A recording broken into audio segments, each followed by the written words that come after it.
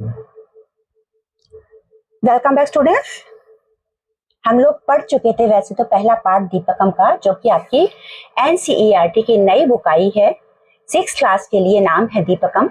इसका पहला पार्ट हम लोग कर चुके थे, लेकिन पेज नंबर 9 से कुछ बच्चों को डाउट था, इसलिए मैं ये वीडियो में आपको रिवाइज करा रही हूँ पूरा का पूरा ही एक बार।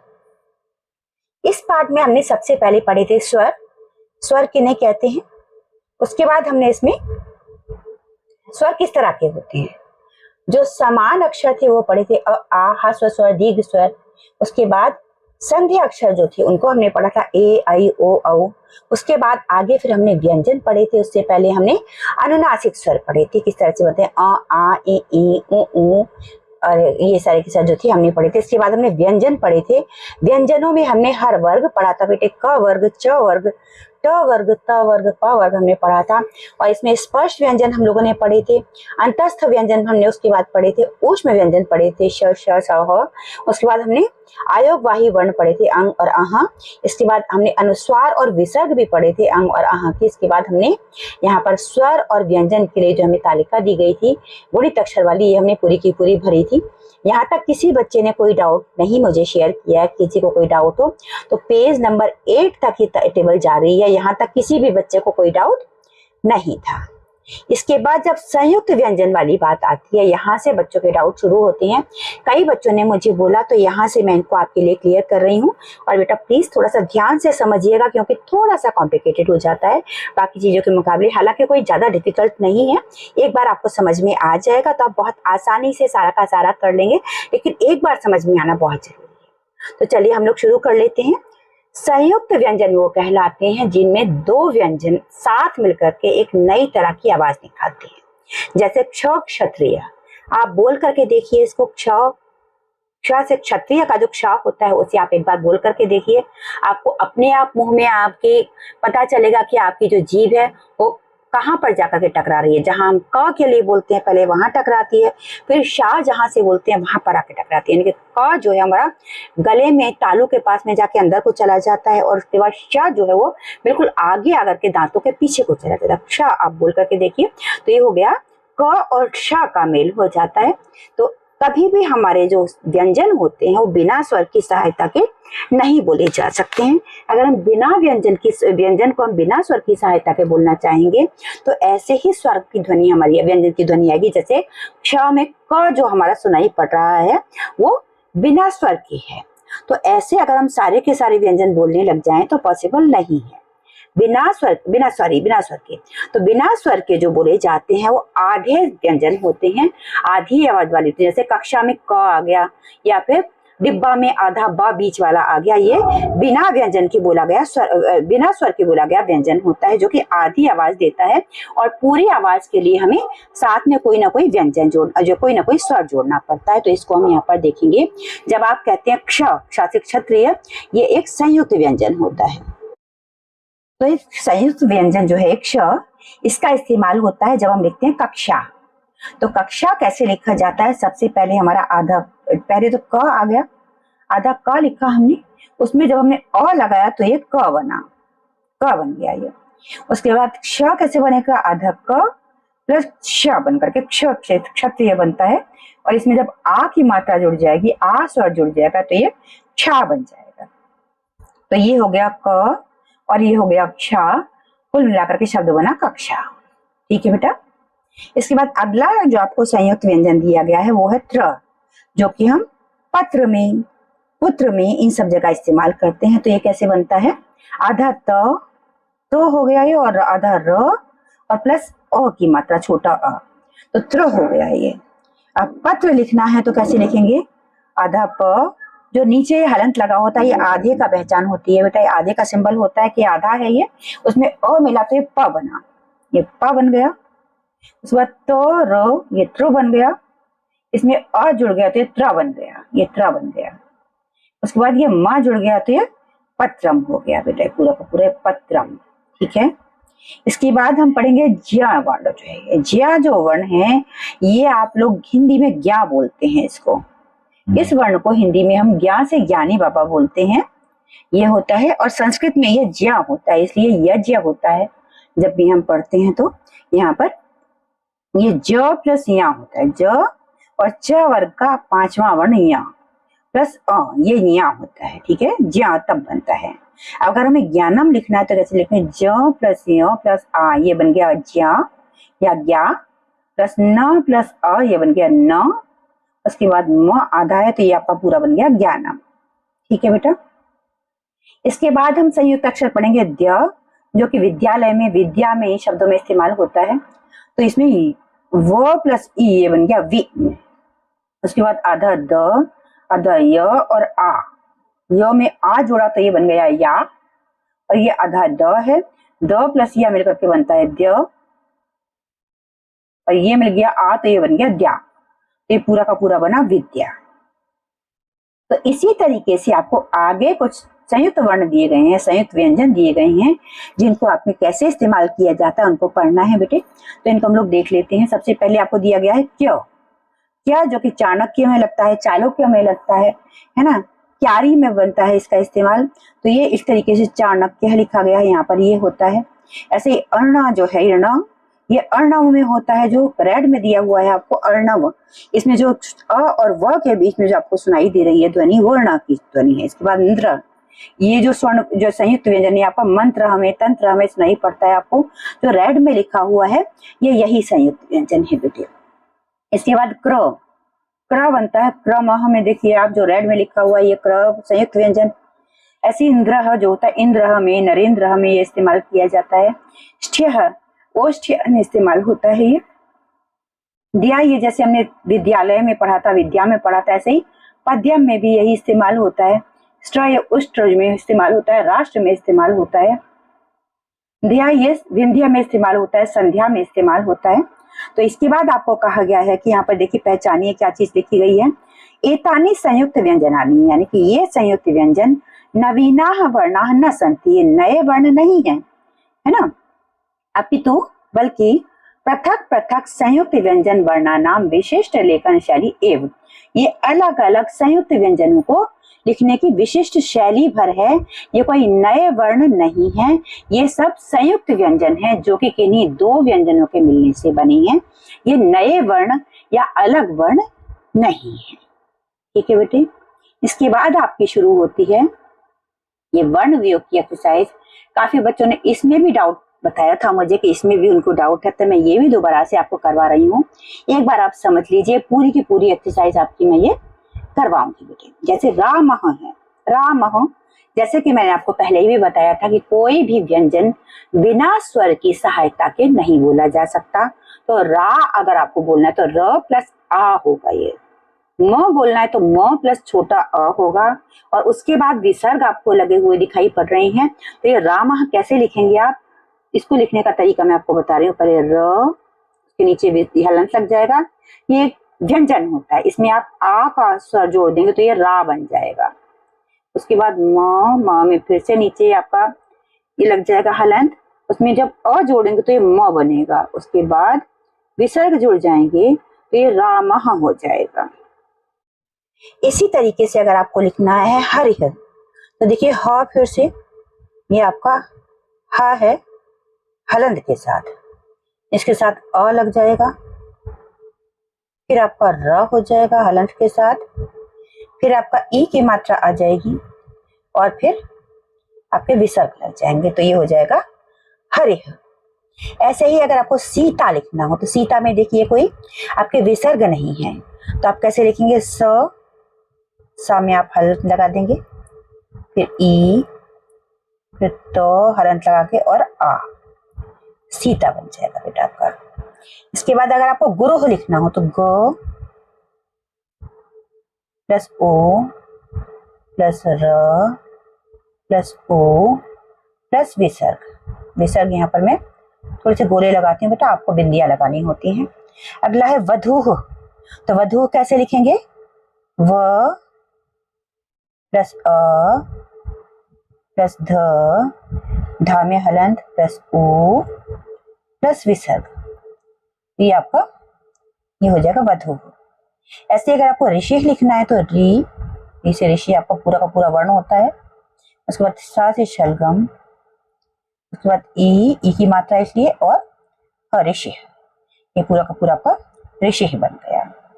इसके बाद मातृणाम आपको करके दिया हुआ है, प्रथम आपको करके दिया हुआ है, रकारः आपको करना है। तो रकारः कैसे होगा? र आपका पूरा का पूरा वर्ण था बेटा, स्वर था, आपने पढ़ा था।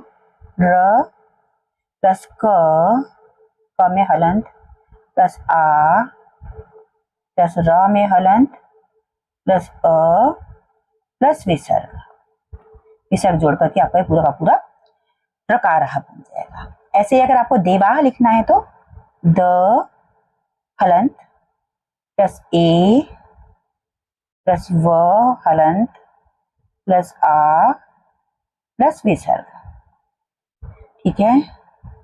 इसके बाद ए क्या कहा लिखना है तो ए प्लस क में हलंत, फिर ए, यहाँ पर आपका ए आएगा,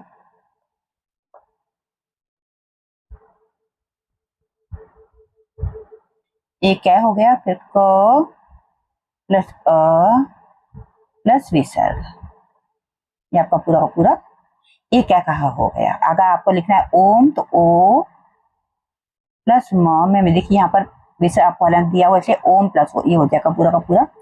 इस बाद औषधम लिखना है तो औ प्लस श में हलंत प्लस अ प्लस ध में हलंत प्लस अ, फिर माँ में तो हलंत है ही तो इसलिए आगे अ नहीं आएगा, ये औषधम हो जाएगा। ये आपकी वर्ण वियोग की तालिका हो गई बेटा। इसके बाद अगर हम आगे चलें तो इसके आगे भी आपको वर्ण वियोग ही दिया हुआ है, ये आपको कैसे करना है यहाँ पर मैं आपको करवा रही हूँ। आपको वाक्यम का करके दिया हुआ है, मूर्धन्य का करना है तो म हलंत प्लस उ, उसके बाद र में हलंत, आधा रा है इसलिए अ नहीं लगाएंगे, उसके बाद ध में हलंत प्लस अ, उसके बाद आधा न, उसके बाद य में हलंत, फिर अ से अनार, मूर्धन्य तो विसर्ग आ जाएंगे यहाँ पर, ये विसर्ग हो गया, ये आपका पूरा मूर्धन्य हो गया बेटे। इसके बाद है तालव्य है, तो तालव्य के लिए त प्लस आ, ता हो गया, लो प्लस अ, ल हो गया, उसके बाद आधा व, ये आधा व इसलिए अ नहीं लगाएंगे, उसके बाद य हलंत, उसके बाद अ, ये य हो गया और विसर्ग हो गई, तालव्य है कंप्लीट हो गया ये, ठीक है। बाह्यम का आपको दिया हुआ है, क्रीड़ा का आपको दिया हुआ है, ग्रहणम का आपको करना तो ग हलंत, आधा इसलिए आ नहीं लगेगा, र में नीचे हलंत नहीं आएगा क्योंकि यहाँ पर र पूरा है, बोल के देखिए ग्रहणम, र पूरा आ रहा है तो र में हलंत, अ ग्रह ग्रह, उसके बाद ह में हलंत, फिर अ से अनार है ये बेटा, उसके बाद न, उसके बाद अ, उसके बाद म, ये ग्रहणम बन गया बेटे। आगे आपको वज्रह का दिया हुआ तो व हलंत प्लस अ, व बन गया ये, उसके बाद आधा ज, उसके बाद अ नहीं आएगा क्योंकि आधा ज है, उसके बाद र हलंत प्लस अ प्लस विसर्ग, ये वज्रह हो गया बेटा।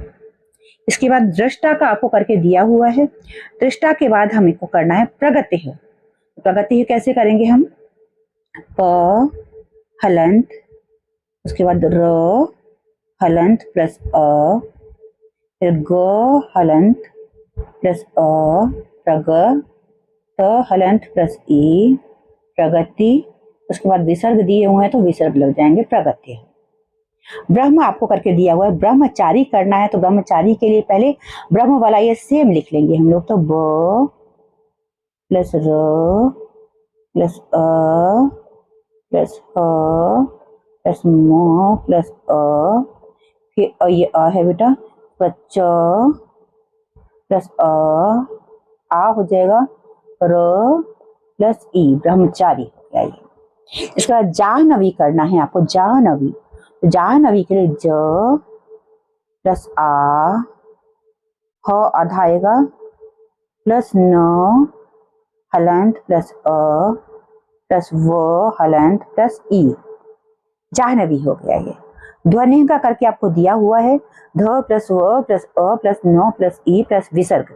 सरस्वती का हमको करना तो स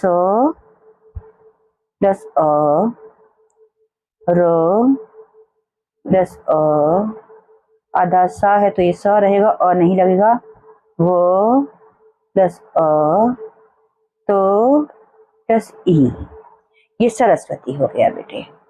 इसके बाद आगे देखते हैं, आगे भी आपको दिए हुए हैं। वर्ण का आपको करके दिया हुआ है।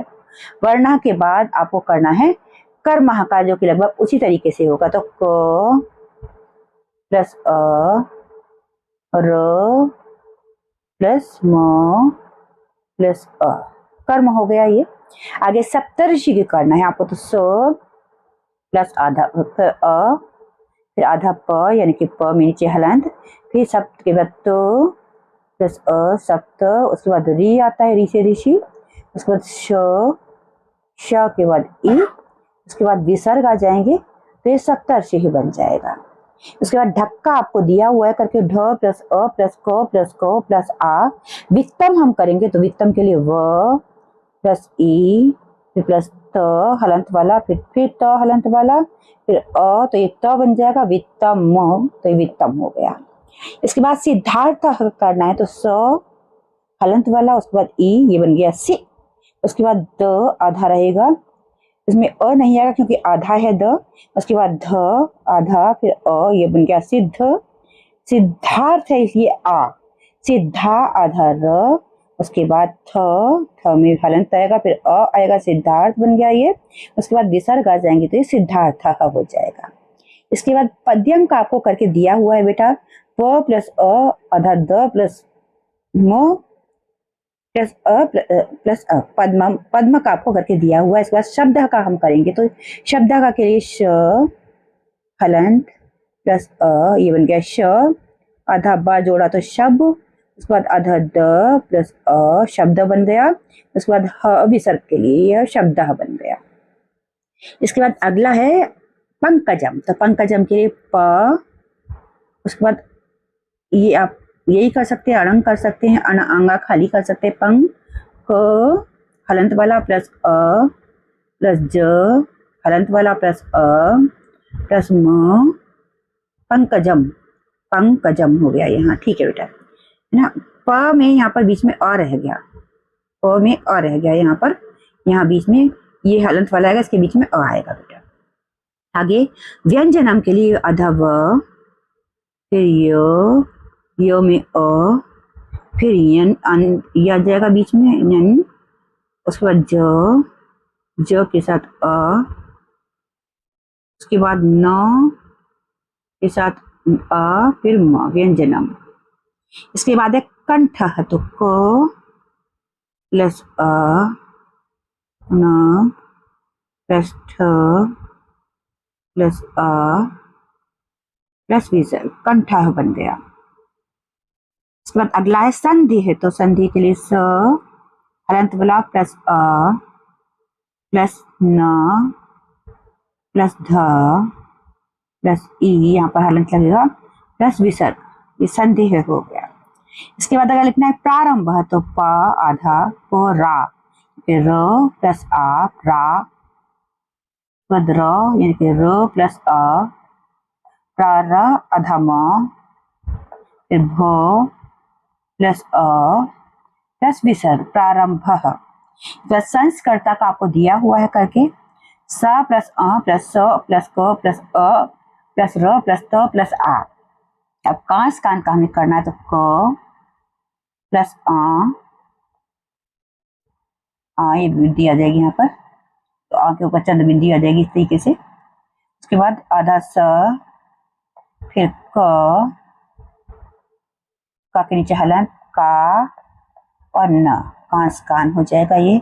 इसके बाद किस मिश्रित कर लो, कस मिश्रित करना है। तो क प्लस अ, फिर स प्लस म, फिर ई, ये चंद्र बिंदु वाला आएगा ये। यहाँ कई बार बेटा बिंदी नहीं बनती। कस में आधा श, फिर च हलंत वाला प्लस ई, उसके बाद द में आप लोग देख रहे हैं बेटा यहाँ पर हलंत लगा हुआ, ये लगा हुआ है, इसलिए इसके आगे हम द नहीं लिखे, अ नहीं लिखेंगे। आगे है शब्द पुल्लिंगम। तो प प्लस ऊ, यहाँ पर ऊपर चंद्र बिंदु वाला आ जाएगा। उसके बाद आधा ल, फिर ल प्लस ई प्लस ंगा खाली प्लस ग प्लस अ प्लस म, पुल्लिंगम। उसके बाद संयम का आपको दे रखा है स प्लस अ प्लस अंग प्लस य प्लस अ प्लस म प्लस अ प्लस अ। संवादा का हम करेंगे स प्लस अम लिख सकते हो आप, अंग लिख करके भी कर सकते हो सम। प्लस उसके बाद व प्लस आ द प्लस अ बाद ये बिंदी आ जाएगी। इसको आप ये ए इस तरीके से भी लिख सकते हो। इस तरह से लिख के देख लेते हैं हम लोग एक बार।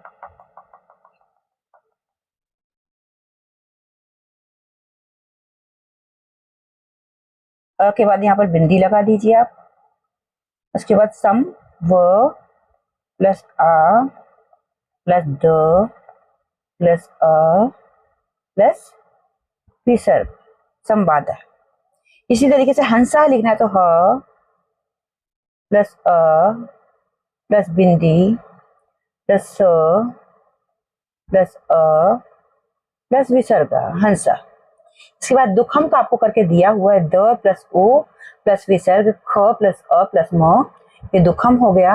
इसके बाद प्रातः काल का आपको करना है तो प्र प्लस र प्लस आ प्रा हो गया। उसके बाद तो प्लस अ प्लस विसर्ग प्रातः क प्लस आ प्लस ल प्लस अ प्लस विसर्ग प्रातः काल है हो जाएगा ये पूरा का पूरा। उसके बाद इंद्र का आपको करके दिया हुआ है ई आधा न द आधा द आधा र प और विसर्ग इंद्र हो गया।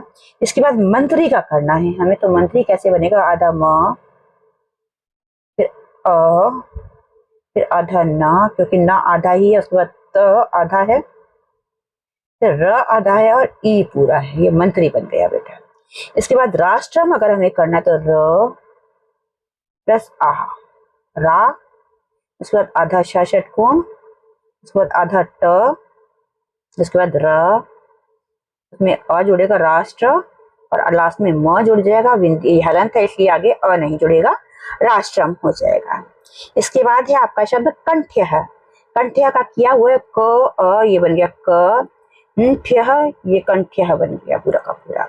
आगे दंत्य है, इसी तरीके से हम लोग बनाएंगे तो द प्लस अ, फिर न बनाएंगे हम लोग तो न के लिए ये लिख सकते हैं न प्लस तो प्लस य प्लस अ प्लस विसर्ग, ये हो गया दंत्य है। ऐसे ही मत्स्य का बनाना तो म प्लस अ आधा त प्लस आधा स मत्स्य य प्लस अ प्लस विसर्ग मत्स्य हो गया ये। ऐसे ही ओष्ठ्य का करना है तो ओ आगे शा षटकोण आधा फिर ठा ठठेरा आधा फिर य हलंत के साथ फिर अ फिर विसर्ग, ये हो गया ओष्ठ्य है। ठीक है बेटे।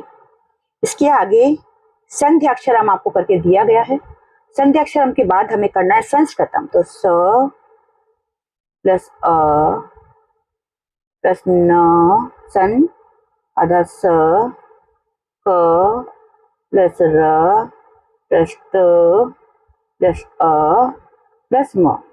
म में क्योंकि यहाँ पर आपका आधा हलंत लगा हुआ है यहाँ पर, इसलिए आगे अ नहीं लिखेंगे, पूरा इसको नहीं बनाएंगे। इसके बाद आपको दे रखा है धाष्टयम का दे रखा है बना करके, और काटचनम का भी बना के दिया हुआ है बेटा। अब तक हमने किया वर्ण वियोग, यानी कि वर्ण हमने अलग अलग किए, हमें जुड़ा हुआ शब्द दिया हुआ था। अब इसका उल्टा होगा, हमें वर्ण वियोग दिया हुआ है, वर्ण संयोग हमें करना है। तो चलिए एक एक शब्द करके हम लोग पढ़ते हैं और इनको करते हैं बेटा। तो देखिए ह प्लस ए ही, म प्लस आ मा, ल प्लस अ ल, य प्लस अ य और विसर्ग, यानी कि ही मा ल य ह, यानी कि हिमालय बना ये शब्द आपका पूरा का पूरा।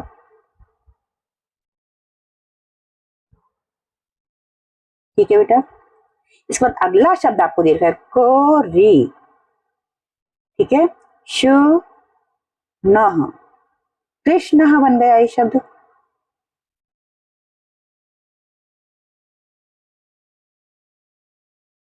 इसके बाद शब्द आएगा न प्लस अ न र प्लस ए रे, आधा न नरेन, दो र नरेंद्र, और आगे विसर्ग आ रही है, तो ये बन गया शब्द आपका नरेंद्र। हमें इधर लिख देती हूँ बेटा।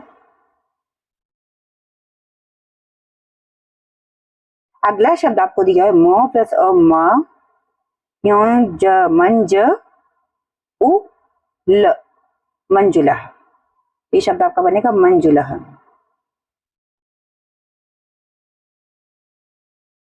इसके बाद अगला शब्द आपको दिया है प में उपु, श आधा श पुष, क प्लस अ क, पुष्क, र ह पुष्कर।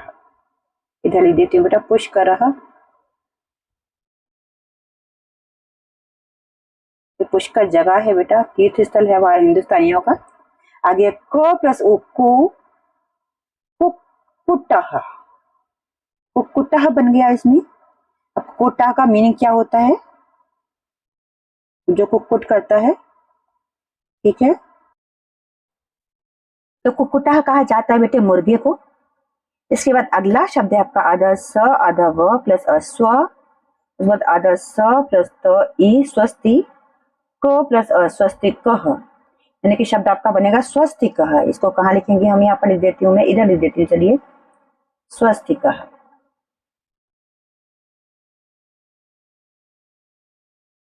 यहाँ पर विसर्ग आ जाएंगे दो इसके साइड में, स्वस्तिका हो जाएगा ये। इसके बाद अगला शब्द आपको दिया गया श प्लस ई शी, क ये शिक्षक, क शिक्षक।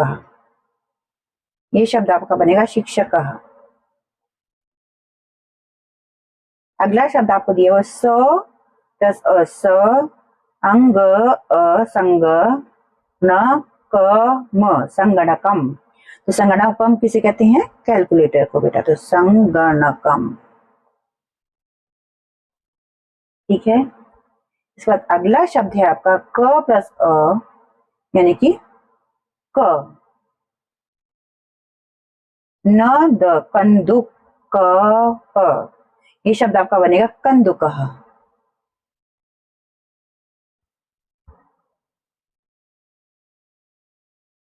कंदुक कहते हैं गेंद को बेटा। आगे शब्द है ध प्लस आ धा, रोष्ट्य, धार्ष्ट्यम। आपने पीछे पढ़ा था धार्ष्ट्यम, तो वही आ गया यहाँ पर। आगे है क प्लस आकार नियम, ये कहता है कार्ड्सियम, ये सॉरी,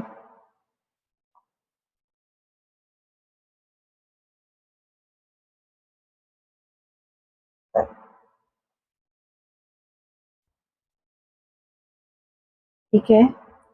इसके बाद आगे चलते हैं हम लोग। इसके बाद जो आपकी ये टेबल थी बेटा, इसको मैंने आपके चैप्टर में कराया था, आप लोग वहां से कर सकते हैं। बहुत अच्छे से मैंने इसको डिटेल में आपको समझाया था, वहां से कर लीजिए। और इस हिसाब से आपका ये पूरा का पूरा चैप्टर पूरा का पूरा हो गया है बेटा। जहां जहां आपको डाउट थे वो सब मैंने इस वीडियो में क्लियर कर दिए हैं। इसके बावजूद अगर किसी को कोई डाउट लग रहा है तो आप लोग बेटा पूछ सकते हैं दोबारा से कमेंट सेक्शन में, मैं फिर से आपके लिए क्लियर कर दूंगी। और अगर अभी तक आपने चैनल को सब्सक्राइब नहीं किया है तो बहुत जल्दी से कर लीजिए बेटा, बेल आइकन दबा लीजिए। आपके सेकंड टर्म के सारे पेपर्स भी मैं आपके लिए बना करके लाऊंगी बेटा। और आपकी परीक्षाओं के लिए आपको ऑलरेडी ढेर सारी शुभकामनाएं। Have a great day ahead. Paper कैसा हुआ वो कमेंट सेक्शन में जरूर बताइएगा।